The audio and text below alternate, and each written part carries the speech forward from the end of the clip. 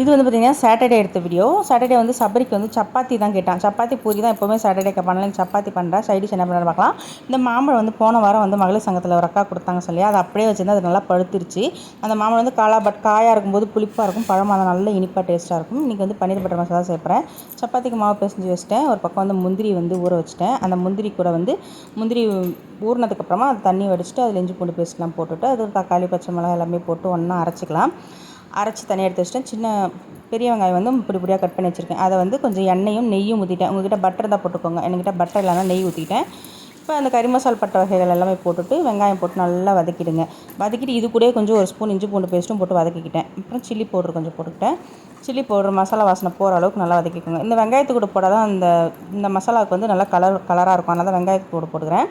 இப்போ அரைச்ச மசாலாவும் இதில் ஊற்றிக்கிறேன். அரைச்ச மசாலா ஊற்றி நல்லா மிக்ஸ் பண்ணி விட்டுருங்க.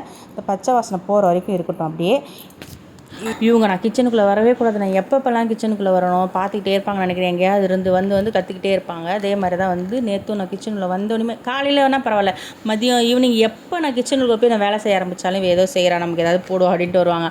நம்ம செஞ்சதை போட்டால் சாப்பிடவே மாட்டாங்க. அந்த சிப்ஸு தனியாக வச்சுருப்போம், அதுதான் அவங்க சாப்பிடுவாங்க. இப்போ வந்து பன்னீருக்கு வந்து பார்த்திங்கன்னா ஃப்ரை பண்ணி போடுறதுனால போட்டுக்கலாம். நீங்கள் அந்த மசாலா வாசனைலாம் போனதுக்கப்புறமா அந்த பன்னீரை வந்து இதில் போட்டுக்கிறேன். போட்டுட்டு லாஸ்ட்டாக வந்து அந்த எண்ணெய்லாம் பிரிஞ்சு வர ஸ்டேஜில் கஸ்தூரி மேத்தி போட்டு இறக்கிடுறேன்.